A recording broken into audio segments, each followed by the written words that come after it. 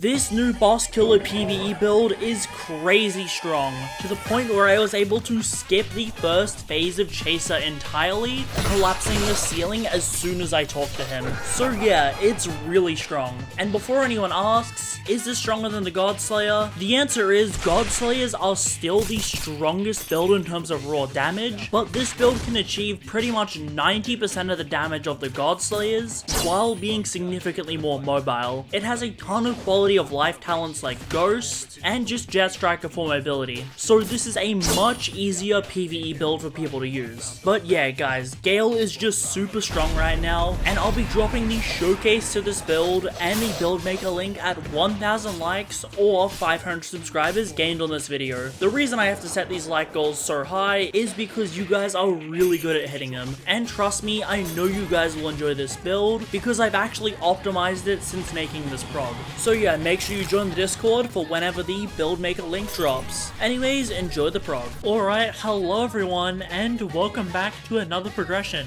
Today I am going to be progressing a Gale boss killer build. I'm mainly progging this build just because I've started to notice a lot of flaws in the Godslayer and want to try out some new builds in preparation to try to make a V6. Because believe it or not, I prog a lot of builds just to try to make V6. At the moment, I'm probably on my third Godslayer-esque prog, and I still haven't improved it. But yeah, throughout this prog, I'm going to talk about a lot of the issues that I've actually had with the Godslayer, and why I really need to start taking the builds in a different direction. I'll be doing this while I do some Deepbound stuff, so let me actually talk you through what I see as the issue with the Godslayers. The main thing being, well, they're just becoming overcomplicated. Alright, I forgot my training items. But yeah, as I was saying, they're just overcomplicated nowadays. Listen, the Godslayers are still what I think is the best boss killer in the game, at least in terms of damage, and in terms of speedrunning, they're still like second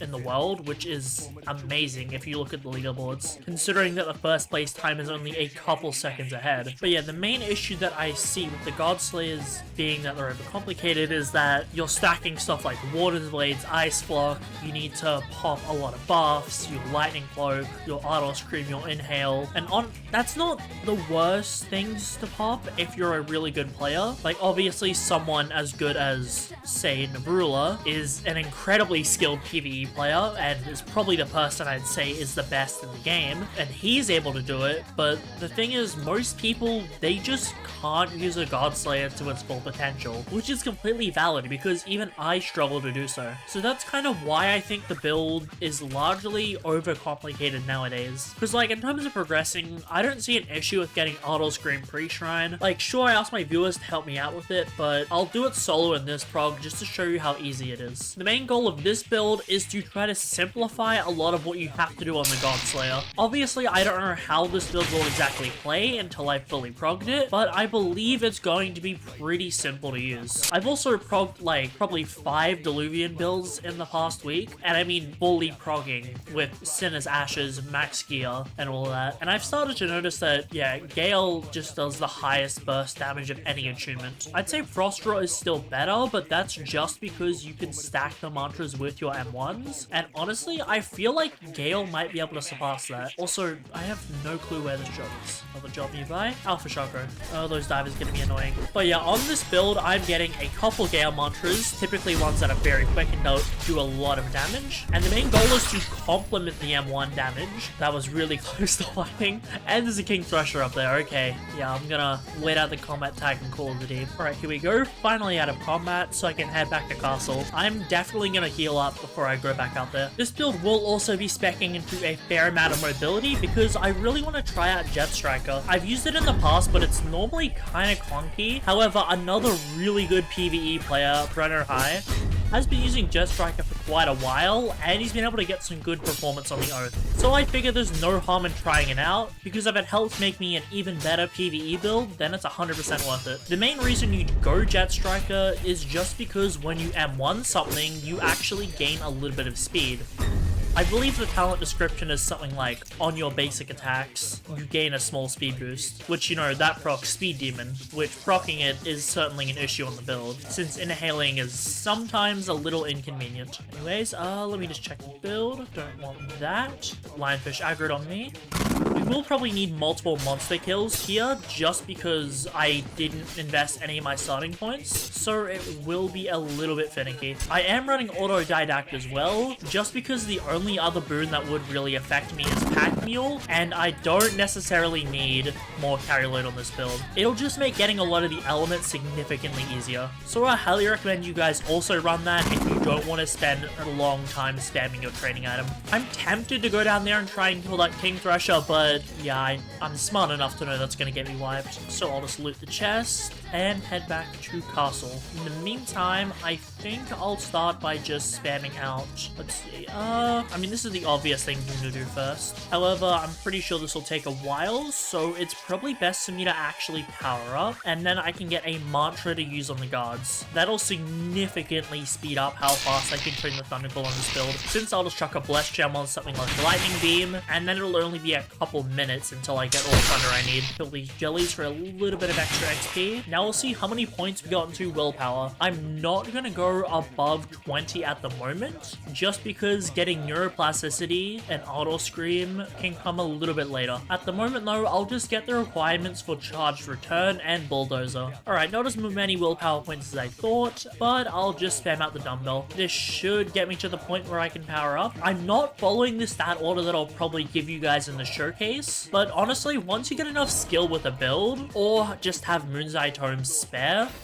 you don't really need to follow a stat order, as long as you get the end part right. Obviously, like, I have quite the number of Moon's Eyes, so knowledge isn't an issue for me. However, if you have less knowledge, or just don't feel as confident, you can judge when to start following the stat order more strictly, then don't do what I'm doing with just investing all my stats. Alright, we'll grab a Loot Skipper, and then I need to pray for Lightning Beam. There we go. It's going to be very important for this build, and will help me train really fast. So let me just get a Blessed Gem out of my bank. There we go. And what we're going to do is we are going to train on the guards, simply because hitting them with a piercing attack like Lightning Beam, especially with the Blessed Gem on, gives me a ton of Thunderclaw training XP. And I know that just from those 2 missions at the start of the prog, I'll have a ton of XP already. Therefore, I can do this to power up for quite a while. There we go, we hit them. Self-conducting loop. Let's see how many points we get. 1 point. Actually, Lightning Beam's already up cooldown. We might end up gaining points into Lightning faster than we can even use Lightning Beam. Although I don't want to use it too fast, just because I don't want to run the risk of the guards actually aggroing on me, since I am not strong enough to actually be able to fight them. Okay, power up. There we go. Carnivore, yep, we'll never have to deal with hunger issues again on this build. And then Grand Feast. I don't know why they don't merge Grand Feast and the Carnivore at this point. I mean, they merge a lot of other talents, so they might as well. I guess the main argument for keeping talents separated is just so you can't get too many on one build, and thus the build is too strong. Alright, but we'll keep investing into our Thunder. Alright, yeah, we are getting so many points in this build. I haven't used Lightning Beam in quite a bit. This just shows you how fast the new Deepbound jobs as well as Battle Forms is. As long as you have idols to get around the downside of not being able to escape depths, then you'll be perfectly fine. Okay, we're gonna hit 35 Thunderclaw. This will just give us access to Raging Static on the build. Let me actually go use Mystic before we get that. Raging Static lets us proc Charged Return, and he gives us 20% on its own. Therefore, it's effectively a 40% damage multiplier, which is wild. So let's see. I believe it's my static is uncontrollable. Let's see. Power up.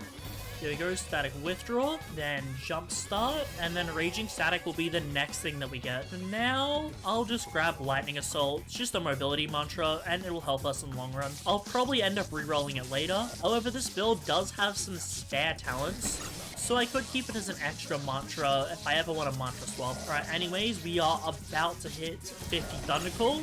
I told you guys this would be super fast. go, use that. I ran auto-didactic on this build for the element point specifically, but no, this has actually been really fast. Let's see, one more, and then 50,000 gold, perfect. Yeah, this was really fast. Now all we have to do is go train charisma, which I'll do on one of the guards. Our goal is to get to 25 charisma on the build, just so we can get stuff like Tough Love, which is a free damage boost to our M1s. I need to unlock my cursor. There we go. Meow, is that the latest Felinor fashion? Oh, power up. I didn't actually notice we were that close. Discovery, very important on this build. You can set Chaser on fire without needing any flame charm. Then we'll grab Surge. That's just some free damage on the build. Raging Static, then Song Chant. Alright, now we'll just keep training our charisma on the guards. Hey Hivekin, can I bug you for a moment?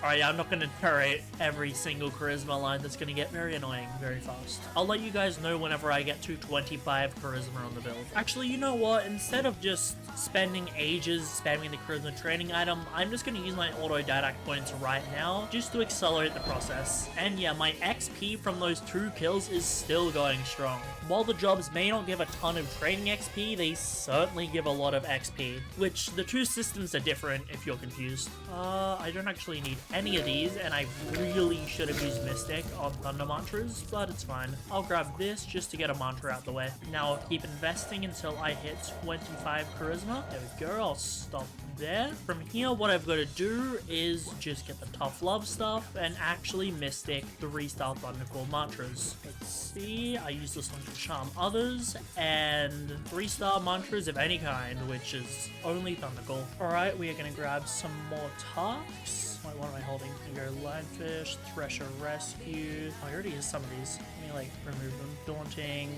That's city, that's city. Alright, through Thresher missions. Then after that, we should have enough XP in order to get close to the end of the pre-shrine on this build, which was, like, this has been a very fast pre-shrine, just because of how good using mantras is when you have this much XP. Seriously, I think if you wanted to make the fastest prog you could, you'd honestly have 2 mantras at level 75. I mean, you'd obviously just have 2 elements at level 75, because you guys saw all.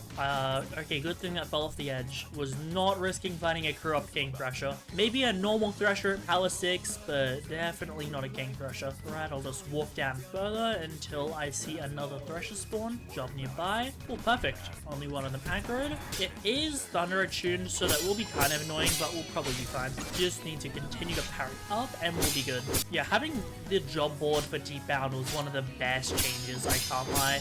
It got rid of the only tedious part of Deepbound, which was just waiting for stuff to spawn in.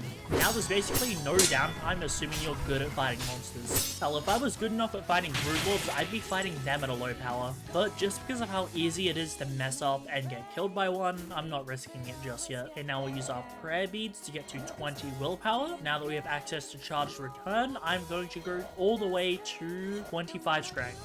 Alright, level 7, charismatic cast. Oh, lionfish, perfect. Something for us to kill after. Charged return. We have raging static now, so I'll use that. And then we'll get the last card in surge. Ignore the lionfish. Alright, now it dies. Posture broken, nice. Yeah, I wasn't talking there so you guys could actually listen to how satisfying the surge sound effect is. They really did a good job with that. It's unfortunate that I don't hear it that often just because, well, when I'm usually using Raging Static, all I hear is Crystal sound effects going off, which Crystal is a lot less satisfying than Surge. The Lionfish as well, we can deal with them pretty easily. We didn't get hit during that last fight at all, so we have Max Chain, therefore we can shred him. Also, us wearing DVM equipment really helps. Anyways, we're at 25 strength now, so yeah, I'm pretty sure all we have to do is get to our 40 willpower, then we have to prep for the final power up of the build, which will involve us going to the surface and killing Kaido, because, well, no matter what build I'm progging, Skipper Gripper is always, and I do mean always, gotta get Auto Scream pre-shrine. Alright, Tough Love.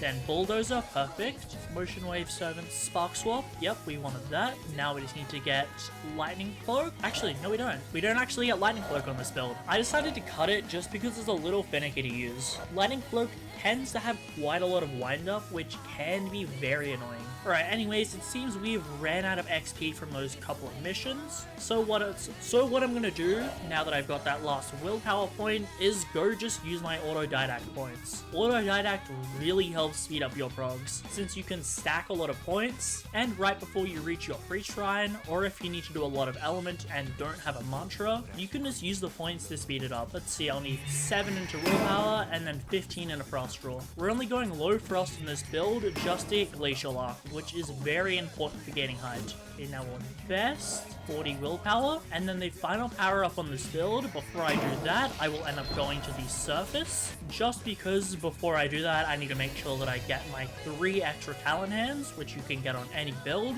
as well as getting auto scream. Alright, nothing too good there.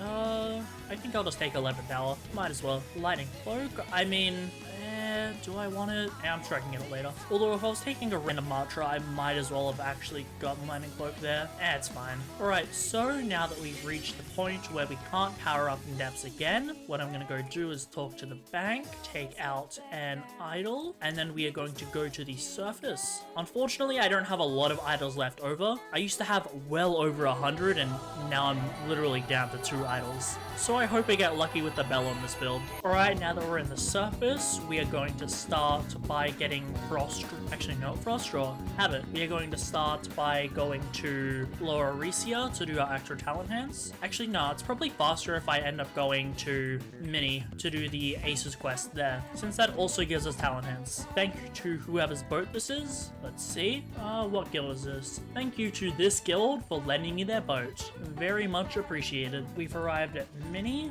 Now we'll head to Trial of 1 to grab the book. That way I can just complete the quest immediately. I've certainly noticed a trend with Deepwoken making a lot of stuff quicker to do. I don't really know how I feel about it, since honestly I don't mind stuff taking a little longer. I mean, the mini mantra quest at Vigils was completely valid, but there's some stuff in the game where they just remove the grind. And like, I'm not saying they have to, but stuff like being able to essentially prog a full Dawnwalker with 40 medallions because you can use 10 knowledge to speak the words in their entirety. That may sound good on paper, but it kind of just eliminates you needing to interact with parts of the game, which like, I don't mind that because a lot of people prog a lot of builds. Like I prog easily 5+ builds a week just to try stuff out, but I feel like it makes Deepwoken lose a lot of the charm in actually exploring the world and progging, especially when you're just doing stuff that fast. I don't really know though, because well, I am a PvE player who spends hundreds of hours optimizing one portion of the game, so I can't really speak too much on that. But yeah, regardless, I do worry that Deepwoken is going to become too quick of a game. Is that a Voidwalker right here? Just a bat. I thought it was a Voidwalker. Yeah, as I was saying, I do worry about Deepwoken becoming too quick of a game, but there's not really enough time to... Oh, I have to kill them now. There's not really enough time to like properly slow down and just appreciate the world or get those fun moments when progging. Since some of you might have not been there, but I progged a build on stream a while ago. If you're wondering what happened to that build, it was alright, but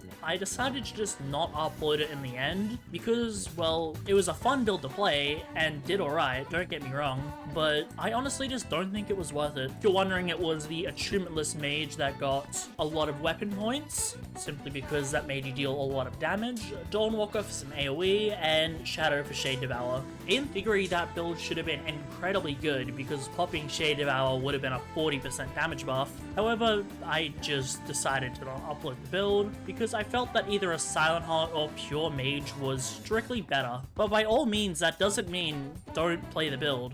If you're still interested in a good achievementless mage, that's your best bet. However, when I'm making full build showcases on something, with the exception of the every Diluvian build video where I showed 70 Diluvian builds, I typically like to think that it's the best possible build in some manner. For example, the Flame Charm Diluvian build I made, at the time, I believed that to be the best build, so I just modified Sardines a little bit in order to make it. And nowadays, it's still a very strong build. Like, there was a CC sort of tournament a while ago with the Harder Diluvian, where I ended up running that build, and I did pretty well, because having Graceful Flame on a PvE build that strong was super good. But then along came Tempest Tyrant, which didn't exactly mean that the Ground Zero build was useless, but it was just a better build. So yeah, I got kind of off topic, but basically, I didn't upload that achievementless mage just because I only like to upload builds if I think they're the best. I'm not really a fan of gimmicky stuff, because if I did upload every build I made, seriously, that would be like 5 times the amount of showcases, and I try to not confuse people on what the best build is. That's why I have the build recommender in my Discord, and explicitly said what the best Diluvian builds in my opinion were in the intro to my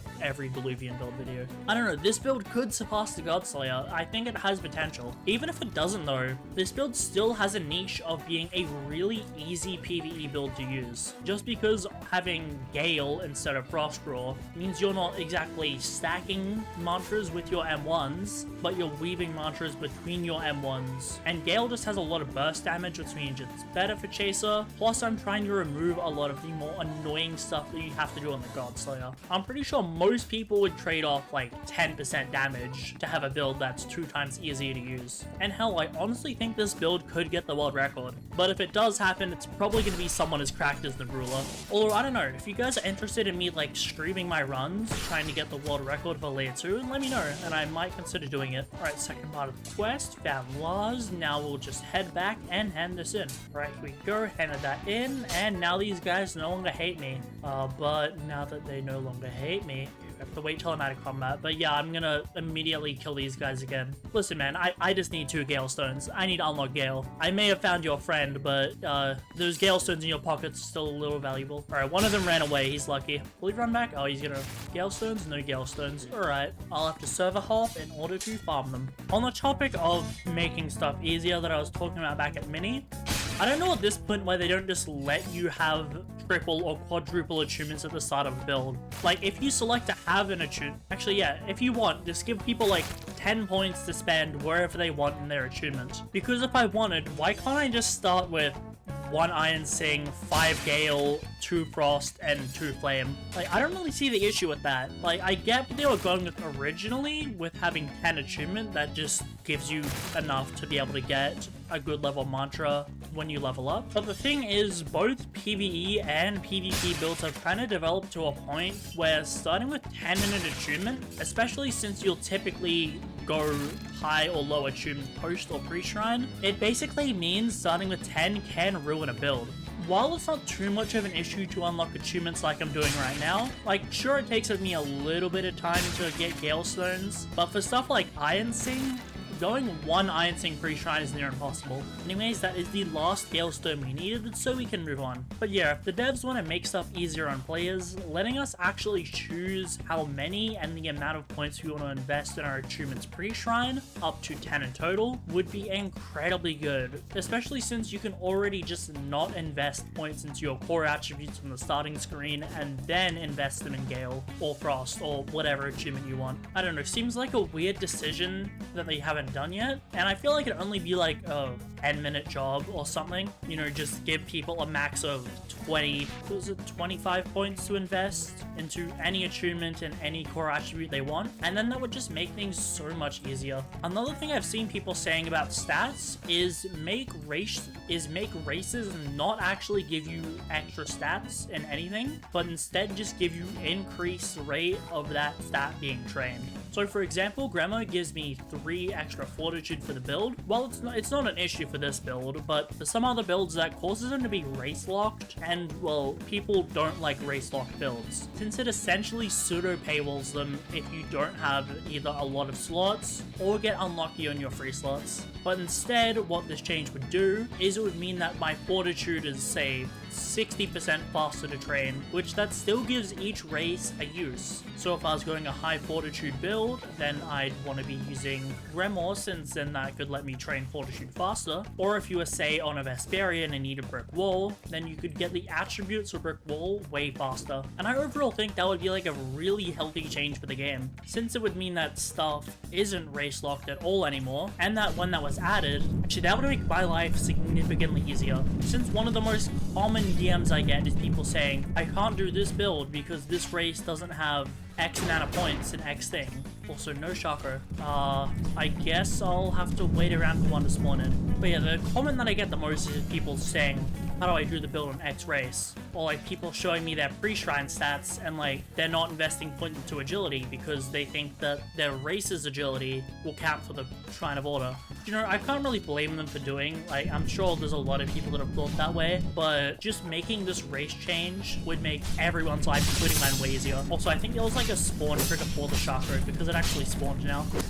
Shark's dead. Now we can go ahead on the quest. But yeah, devs, if you're listening to all my rambling, two things. Let us invest freely into attunements and get as many as we like, and make races not give you innate points, but instead give you increased training into certain attributes. That would just make the game more convenient without removing a lot of grind, and would stop certain builds being locked behind race walls, since builds are progressing really fast nowadays. Right, so the next thing I'm gonna go do is head to Vigils, like right over there, in order to unlock Gale, and then we are going to kill Kaido in order to get Auto Scream. Boats spawned in, now we can start heading to Vigils. Arrived, here we are at the Gale trainer, let's give him the Gale Stones, then he'll give us the Sky Blood, drink that, and while we're here, I'm going to get us all the way to 20 Frost Roll. This will just give us the requirements in order to get Glacial Arc on the build, which I can actually use Mantra Quest here to get. However, as you saw, I ran out of Autodidact points, so I'll just go buy the Gale training item and then use that in order to get the last point I need. Right, here we are. Grab the Hemo Frost. Is it Hemo? Yeah, it is Hemo. Okay, not wrong. There we go. 20 Frost Roll. Now let's make our way over to the library. Here we are, talk to him, and then we start a quest. Yeah, this quest is honestly my main example of the devs trying to cut out the grind, because instead of needing to go to Etris now, you just go outside and go to the bank. The thing that I don't know why they didn't do is just make it an Echoes thing, where if you completed it on a pass slot, then you simply don't need to go anywhere and just get the hand instantly. Like, it could be explained in lore with, oh, as you reincarnate, you remember certain elements of your life, therefore you know the answer to his question already. Instead, you still have to go out and get the book, which is kind of annoying. I don't really know why it's a thing. Well, correction, I don't really know why they didn't make it an Echoes thing that got auto-completed, just because if they wanted people to save time, you might as well just make it an auto-complete if you've done it before. I don't know though, I'm not complaining in the end. It's still significantly faster to do it this way than having to sail to Etris and back. Actually, before I hand it in, I've got to do a couple things to my mantras. I've got to unequip Lightning Assault, and then I've got to guarantee, what is it? I've got to guarantee I believe it's a 1-star frost. So let me set up this campfire, unequip Lightning Assault. This will just mean that I'm far more likely to get a mobility mantra from Frost. Let's see, Ice Mantra is 1-star. Now I should be able to go get it. I'll talk to the librarian. Oh, never mind, it's just bugged, we don't need any of these, so it looks like I'm gonna have to use Shrine of Temptation in order to make sure that I get Glacial Arc pre-shrine. We've arrived back at Mini. I'm now gonna go use Shrine of Temptation just so I can make sure I get Glacial Arc pre-shrine. We'll still have enough knowledge to Shrine of Order perfectly, just because we'll get 1 knowledge from powering up, and then we'll get additional knowledge from killing Kaido. I mean, worst case, I would just use a Moon's-Eye Tome on this build, but there's no need when this build is just so perfect to prog. I mean, ideally we would have gotten a good mantra like Glacial Arc from the Talent Hand, but it's fine. We can still reroll for free. Plus, knowledge is never really an issue. Here we are at Mini. Frost Roll mantras still should be guaranteed, therefore it won't be hard for me to get them. I'll just have to run past everything. Alright, luckily only one of the guards aggroed. I'll have to do this quick. Agree. Grand Javelin. Then let's see. Landing Cloak, Glacial Arc. Perfect. Alright, now we have everything we need pre-shrine except for Neuroplasticity and Auto Scream. And we can guaranteed get Auto Scream because of Mystic. Neuro is going to be the only hard part just because it is a rare card, but seeing as we have a lot of burns and a lot of extra talent hands, I don't think it'll be an issue to get. From here, we're just going to head to the Eastern Luminant and then go kill Kaido. And I'm going to do this 100% solo just to show you guys how easy getting Auto Scream pre-shrine is, as long as you have a little bit of prep. And here we go to the Eastern Luminant. Boatman's Watch is just over there. I ended up buying an Umbral Plant from a merchant ship on the way, so that'll mean post-shrine whenever I start grinding Ferryman for Bell, it'll be pretty fast. So here I am on my 10,000 damage Gale build. I'm just gonna spawn in Kaido.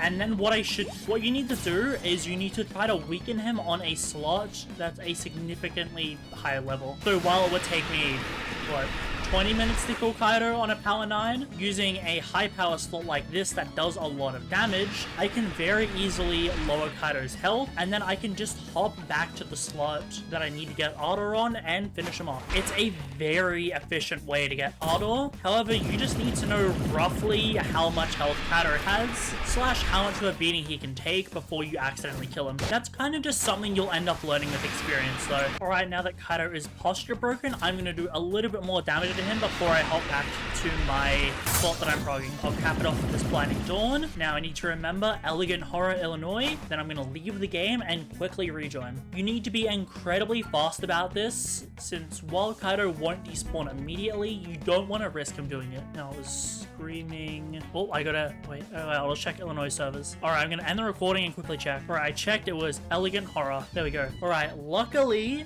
I could check my recording, so this means Kaido should still be here, although I was pretty slow at doing this. Let's go. Alright, I was kind of worried he was gonna despawn. Alright, is he aggroed on me?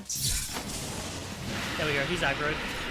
Now, he should be really low health, therefore I'll just have to repeatedly M1 him, and he should be dead soon. I don't really know. His aggro is kind of messed up. I don't know why he's wedged in this corner. But yeah, this is the really easy method you can use to get Ardor. You just need another slot with a manifestation, and that can fight Kaido. Then you just log in order to pop slots. The only hard part is honestly just remembering what server you're in. Kaido is kind of bugged at the moment and is, well, stuck on a ledge higher up than he should be. But as long as I back up from his beams, I'll be good. Alright, there we go. Back to a normal spot. He should only have like 10,000 more HP, if not less. Kaido is actually much more of a damage sponge than you probably think. Can I? I was gonna feed him a landing clone. This is actually a method you can use to cheese Chain of Perfection as well. It's what some of my friends have ended up using in order to get their chain. You know, if Ferryman and Ferryman are too hard, this is a pretty easy way to do it. Also, you can't angle Lightning Beam by unlocking your cursor, which is a disappointment. You should be pretty close to dying. Alright, Kaido is dead. Very easy. We also got some free knowledge from that kill. And yeah, that's an easy way to cheese Chain of Perfection and to get Ardor Scream without needing to spend 50 hours hitting Kaido. I probably could have done more damage to him on my Gale build in order to get his health lower, but a quicker kill is a quicker kill and more time saved. And there is our Ardor. With that out of the way, we can finally get ready to power up. So I'm going to use the ankle weights. There we go, ankle weights. 1 point.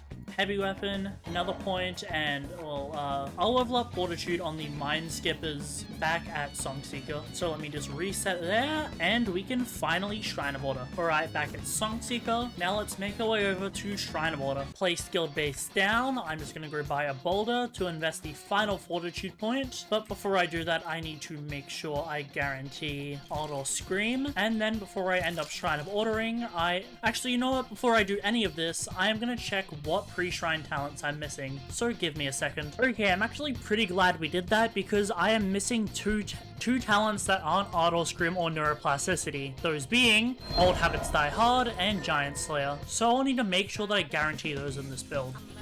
Oh, perfect. Got Old Habits, I'll freeze that, take Ardor Scream. Then no Giant Slayer in this hand, so I am going to guarantee I am a Slayer of Beasts. Freeze Fishman, and then take Old Habits Die Hard.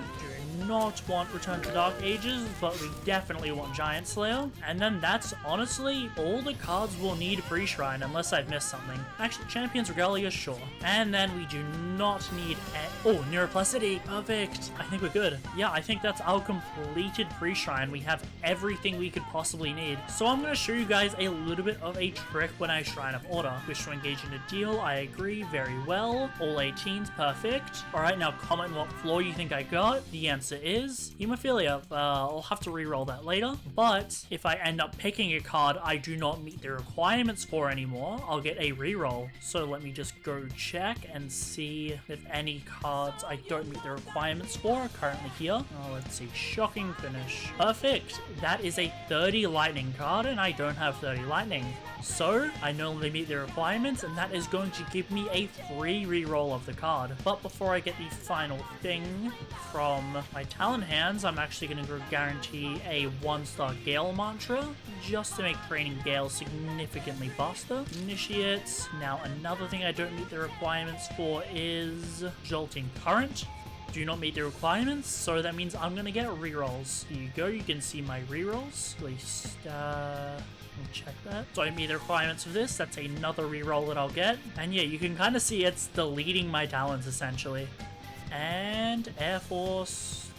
I'll get Air Force. Might as well use that. That'll make training my Gale significantly faster. Alright, now let's go unequip the Blessed Gem from Lightning Beam and chuck that on Air Force. And now we are going to start to go train Gale. Because we still probably have a lot of XP spare, I'm going to train it on the Nightmare Threshers in the Void Zone. Oh, let's Air Force this guy. This will also give us some free heavy weapon training. Plus at power 10, these guys actually give alright XP. Just realized we need to actually go buy the Gale Kata in order to start training. Also, noticed how I pronounced it Kata and not Katana? That's right, there was some guy who made a YouTube short of me mispronouncing it. Really weird thing to see. But I mean, yeah, valid, I did mispronounce it for a while because I was not properly reading it. Anyways, that's enough notes. Now we can go here and I can buy it. And then we will just spam this in order to gain Gale training XP. Already hit 20. Actually, let me guarantee Tornado while I'm at it. Tornado is going to be incredibly important to this build. Wind Mantras, 1 star, perfect. Now we'll go back to the Void Zone and keep training our Gale on the Nightmare Threshers. You saw how fast the divers were, so these Threshers are probably going to be about equally as fast.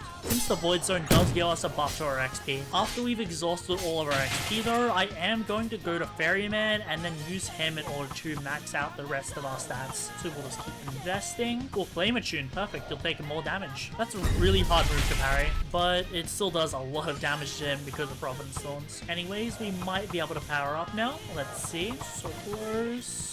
Final point, and a power up. Suffocating Impact, very important. Reading Impact, also very important. Nothing. Well, time to go, we do need that. Alright, now we'll Air Force him again. There we go, he's dead. Let's see, I think I'm gonna get our Conditioned Runner requirements now. So that is just 25 Fortitude. There we go, lock that stat. And then we'll just spam our Agility. Since we're gonna end up going 50 Agility on this build to get our Jetstriker. Nothing too important here, I'll take the extra rare. Risky moves. We are going to need that for Ghost, since this build can actually get Ghost. And then Tornado, perfect. This will make training significantly faster. I'll just, oh, no more Gale point. No more points into Agility, so let's just use our Gale on the Songseeker NPC. He's not even aiming at me, what?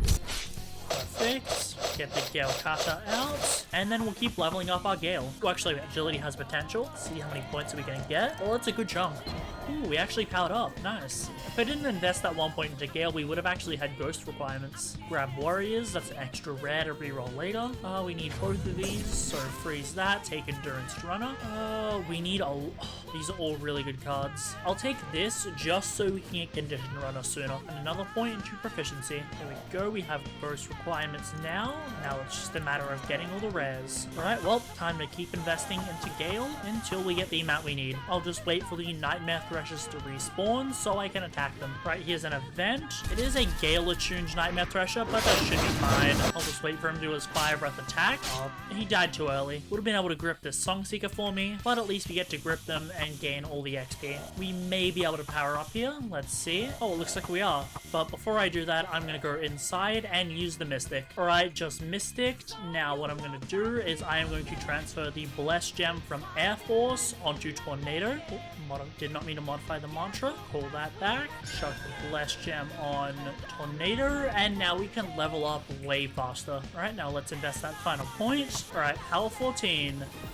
Ooh, we're at the point where we're getting a lot of very good cards for the build. Oh, burn that. Freeze. I'm just transferring the freeze to Blade Dancer, and then we'll grab that. Alright, nice. So I realized I should probably go invest points into Strength, just so I can get Spine Cutter. Unlock that, invest our 2 points. Now we can get Spine Cutter. So it's just back to investing into Gale and Agility when we get the chance. You know what, let's see. Can we meet 50 Agility? 50 Agility, perfect.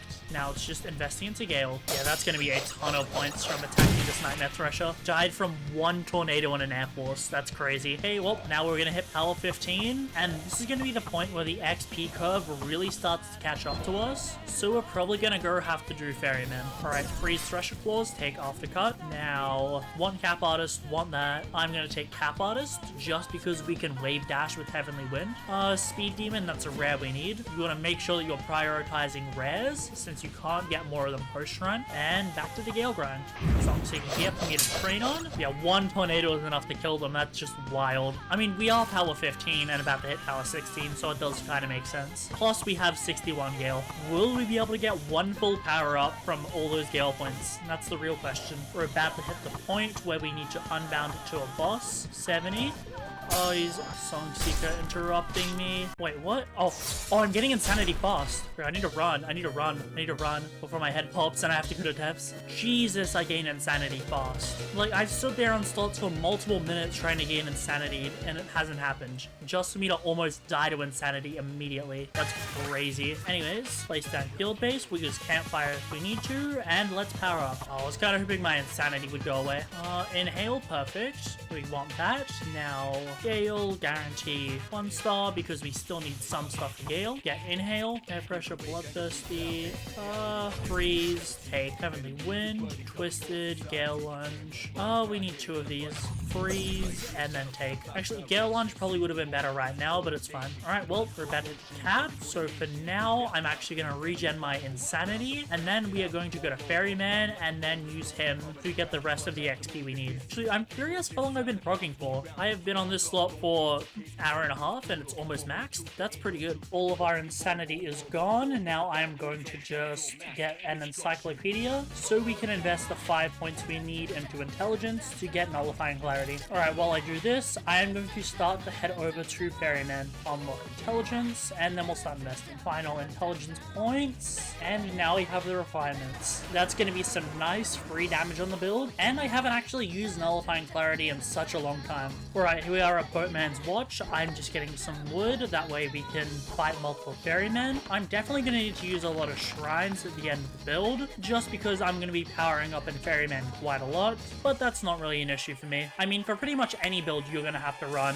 a layer 2 or 2 at the end. Also, yeah, Discovery of Fire is so convenient. Alright, I have no clue how long this will take, so let's see. Deal, and then we'll fight him. I'm actually unsure if I'm going to want to get, what is it, Spectre on this build, just because I feel like I'll end up proccing Suffocate more than I will end up proccing Winded on enemies. So it'll just lead to nullifying clarity procs. I don't know though, I'll probably ask some other speedrunners and see if they happen to know anything. It's very good to crowdsource a lot of information, since there's a lot of stuff some people know that you might not. For instance, I bet a lot of you didn't know that Prismatic Cast and Tough Love only affects M1 damage. Or at least that's what's believed by a lot of speedrunners that I trust. We're already in phase 2, Jesus. That was fast. I'm trying to Spine Cutter without Spine Cutter. Okay, that means Ferryman's almost dead, and we're doing him hitless thus far, which is pretty impressive. Alright, Tornado, back off. Hey, dead. That was so fast. We didn't even get hit that whole Ferryman.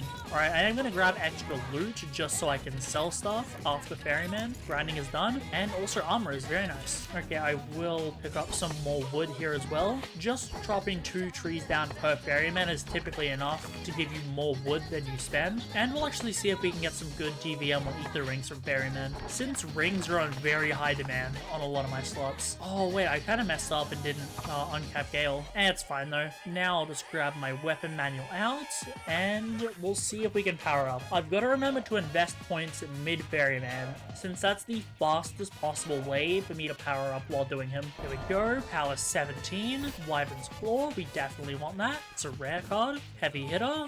Who doesn't want more posture damage? I'm really unsure about Spectre. Yeah, I don't know. I'll ask some more people, then go back into Ferryman. Alright, another Ferryman. So what we're gonna have to do is just parry his attacks in order to gain heavy weapon. Gonna have to invest 3 points and then wait for his next attack. Alright, not many points carried over.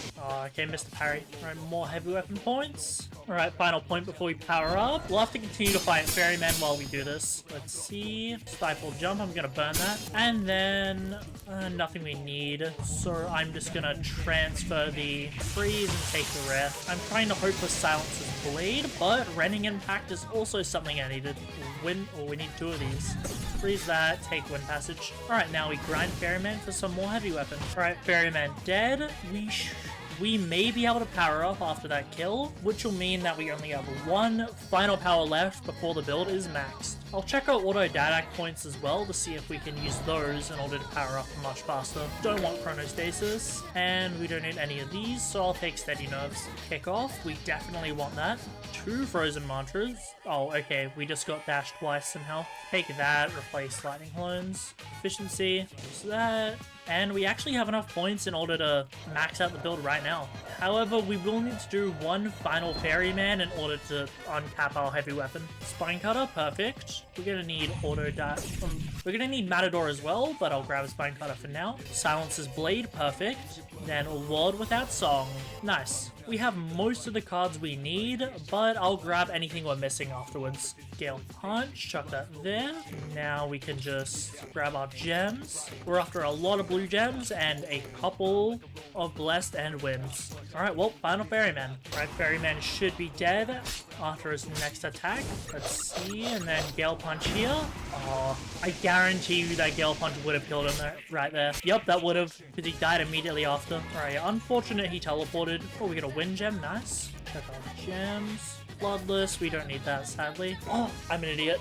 I didn't invest enough heavy weapon points in order to actually uncap. My bad. Alright, well, one more Ferryman. It's fine. At least we'll guarantee that we have Bell. I can actually get 80 Gale Breath, though. Alright, let's chop some wood, and I'll go back in for the final one. Okay, that should be the final Ferryman we need to do. Now I can reach my maximum weapon on this build, and the stats will be complete. There we go. From now, I just need to modify our mantras. Oh, Crypt Blade. Then we need to go get Jetstriker from Mini, fix up our talents, and then we'll start the practice with the build. Alright, here we are at the NPC. Let's just start the quest. And you know, of course it's going to be pitifully easy for me to beat. They really should make it so if you end up beating him to the spot, he just automatically TPs to the end. Because like, I don't want to get to this spot and have to wait like 5 minutes for him to appear. So he's still down there and only appeared there just now. Okay, at least the Oath is easy to get and even easier to prog. Okay, we have everything we need now. It's fully progged. That 10 knowledge thing is so useful. I would have had to run around the map in order to get it. And yep, we can climb really high. Okay, I'm trying to think of anything else we can do in the overworld before we head back to depths. What I'm thinking we do right now is level up our mantras. That's a good idea.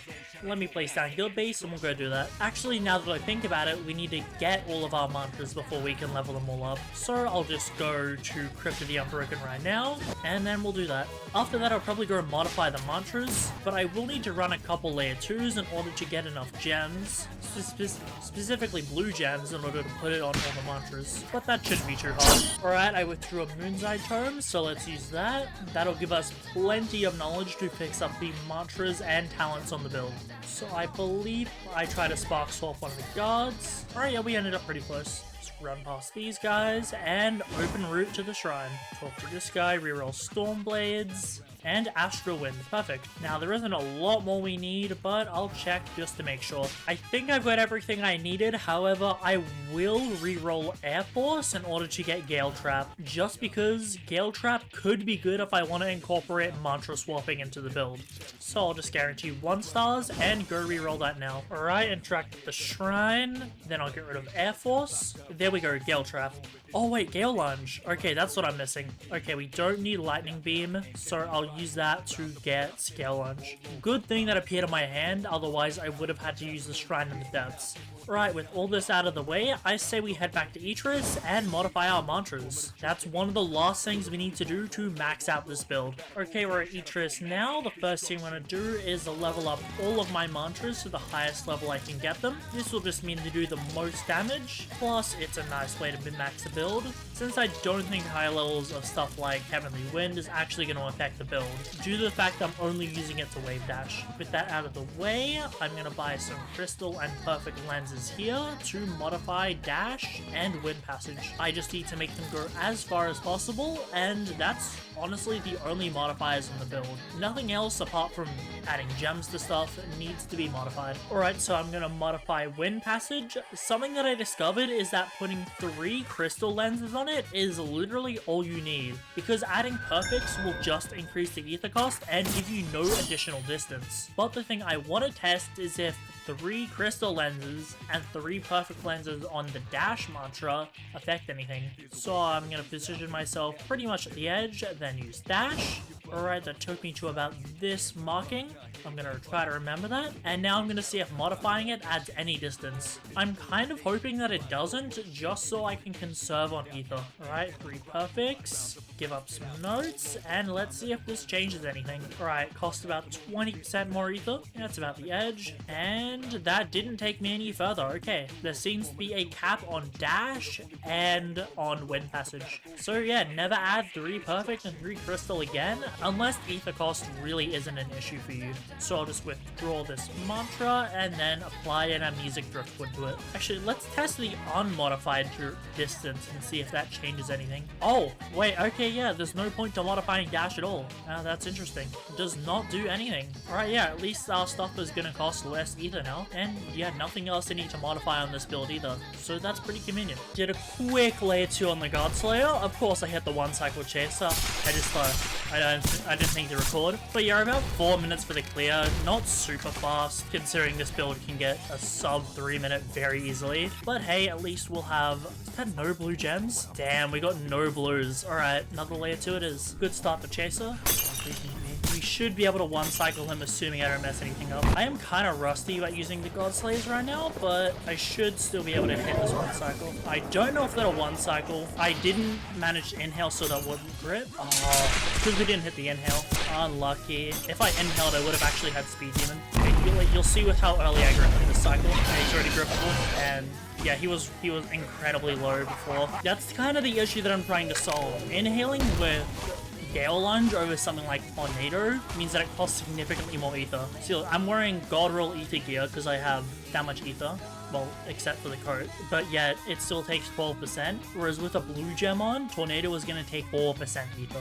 Anyways, 1 blue gem. Okay, actual good amount of blues this time. Should only be 1 more layer 2 run. We actually had a pretty good run. I managed to spawn Bounders in well before the 2-minute mark. However, I ended up not being high enough HP to Spark Swap, and Spark Swap was on cooldown. Plus, I also missed the jump there. So I'm kind of glad I didn't get anything close to a world record, otherwise I would have been kind of annoyed that I wasn't recording. Anyways, now we just roll Crazy Slots. I'm kind of hoping I won't need to use Crazy Slots to 1 cycle grip on the new build, just because that would make things way more convenient.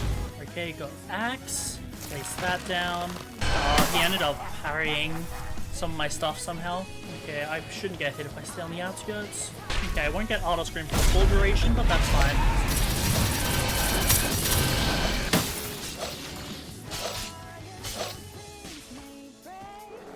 Oh, he was so close. If I auto screamed a little earlier, that would have been a 1 cycle grip. Only a 1 cycle. Unfortunate, but hey, 1 cycle is still good enough. Hopefully we manage to get a blue gem from this. Okay, 1 blue gem.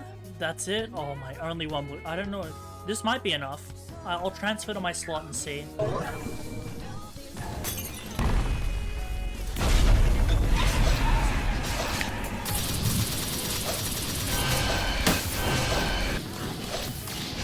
Oh! Okay, we hit the 1 cycle grip. I didn't even do the setup properly. Hey, epic. Unfortunately, I wasn't recording the full run, but that's fine. That just shows you God Slayers are still as strong as ever. As long as you do everything right, you will 1 cycle grip. So I managed to find a dye packet on this merchant ship that is going to be very good and will allow us to complete the drip on the build. As you can see, it's still a little bit of a work in progress. Also, if you're wondering, I pulled an all-nighter to do this build. Yeah, it's currently 8 in the morning. Anyways, yeah, once I buy these dye packets, I can finally finish dyeing our hair and actually get this build looking as nice as possible. I'm just going to change the color of the horns a little bit, but as you can see thus far, I'm trying to go for a sort of mythical creature look with both of these horns. I'm still a little undecided about using these robes and the armor, but I don't think it looks the worst. The main thing I wanted to do is obviously just match my colors with Astral, so I'm going to buy as many dye packets as I can, and I'll let you know when I've finished buying. We are almost done buying these dye packets, and ooh, that is good. 94 die packets from one round of 15k notes, and I'm not even using the armor set that gives you the deal breaker talent. That would have discounted the price of the die packets, meaning I could buy even more. But I'm good with this 94, so I'm just going to deposit it, and then I am going to withdraw another 15k notes in order to buy more die packets. I'm just going to stock up on as many as possible right now, so I don't need to waste medallions getting them in the future. Well, time to buy more die packets. You know, they really need to add some sort of slider in order to make buying die packets a lot faster, since doing this manually takes quite a while, especially when I'm buying over 80 of them.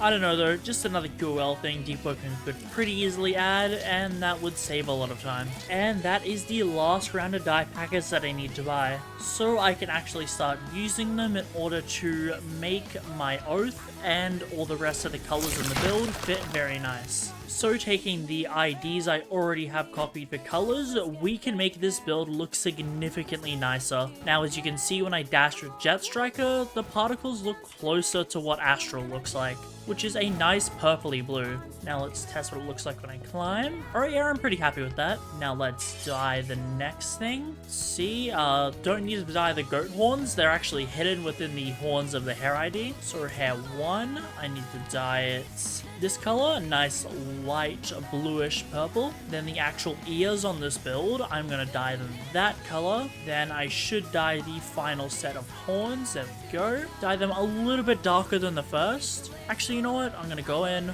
and modify these horns to be a little more vibrant, but a little darker. And yeah, there we go. They stick out a little bit more, and it's a nice contrast. Now I'll just go here, get to my eyes, and then dye them this color, and that's the drip for the build completely maxed out. I'm not an expert on drip, but I think this build looks pretty good. Now the next thing we're going to do on this build is go to depths, and we've got to start to max out all the talents on this build.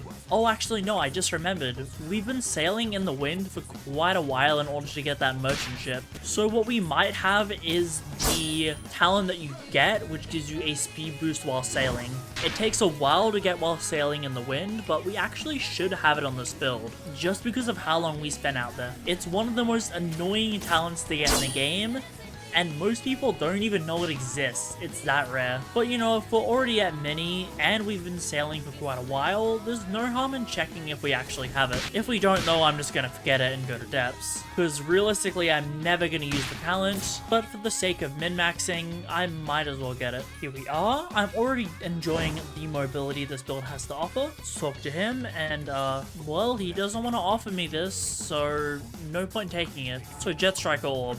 Unluckily for me, well, luckily for me, I managed to skip the prog. So with that out of the way, I say we head to depths and use Shrine of Chance to finish off this build.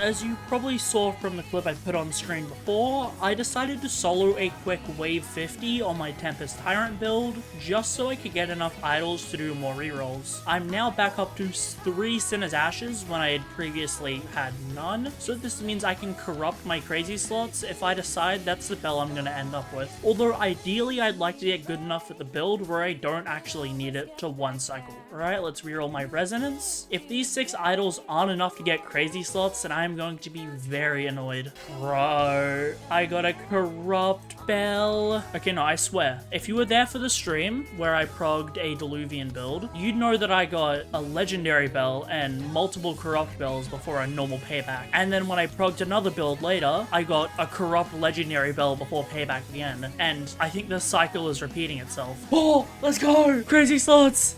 Let's go. It's probably gonna be garbage, but I don't care. It's crazy slots. Alright, I'm so happy. I don't know why. Why is my luck with bells so bad? You know, at this point, they really should add like a mystic for bells. Give civics a new use, since basically no one interacts with them. Just let them like guarantee your bell for like a Thresher Spine. I think that'd be like a very good way to remove some like unnecessary RNG. Alright, anyways, yeah. A 10% DVM Delver Duster in a random chest. It's actually pretty impressive. To get better odds on my crazy slots, I'm actually gonna corrupt my bell. And hope this just makes fighting Chaser even easier. Unfortunately, RNG is RNG though. Now I'm gonna take you through a quick layer 2 run on the build, just so you know the route I take and you guys can see how to use it. I would show you guys how to use the other bosses too, but that's for another time. Anyways, by interacting with the bell door there, then wave dashing, which I missed, you don't need to put the key in the door to spawn Chaser.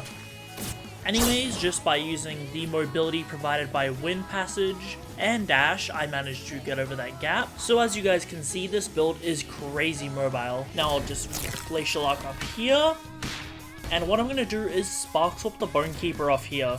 This will just chuck him into the void, and it just makes the fight faster. Climb up here, now I'll just go around here to turn the generator on. Thankfully, this build has so much vertical mobility that that climb is crazy fast. Now I'm just going to wave dash back, and we're going to go spawn in the bounders. Got pretty lucky with the wind there, and ended up pushing me off. And we'll once again get up here.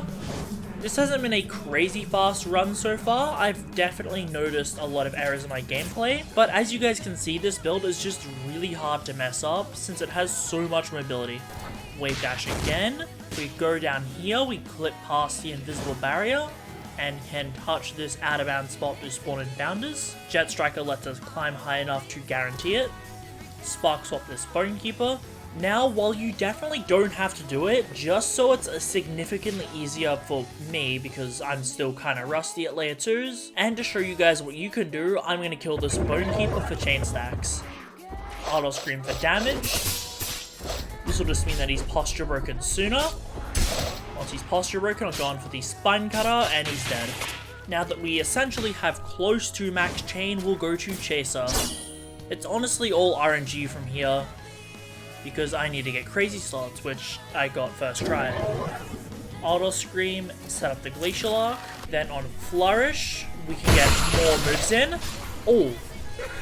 Okay, I don't know if this will be a 1 cycle anymore, because I ended up missing a second M1 and a third M1, which means we have less chain stacks and we did a lot less damage to Chaser. Anyways, let's just pop our buffs and see how we did. Inhale, attack Chaser, Tornado's in the right place.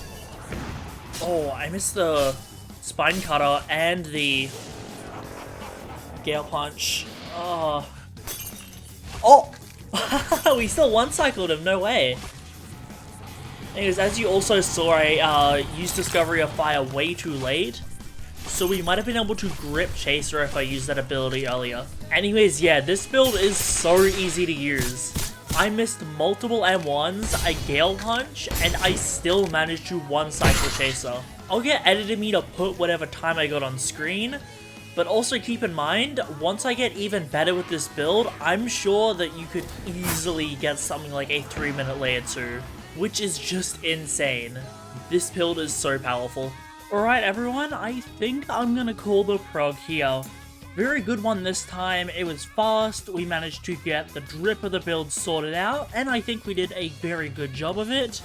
And we even managed to 1-cycle Chaser. I'm still incredibly annoyed we didn't manage to grip him. If I just used my Discovery of Fire, we would have been set. But yeah, as you can see, this is a really strong boss killer to use. It's not quite as powerful as the Godslayer's raw damage, but it makes up for that in being significantly more mobile, so you can run away from any depth skankers if you get unlucky, and it's just significantly easier to use, because, well, Gale Mages are really powerful. Anyways, I'll probably improve with this build more for the showcase. Make sure you like and subscribe, because I'll be dropping the showcase at 1,000 likes, or 500 subscribers gained from this video.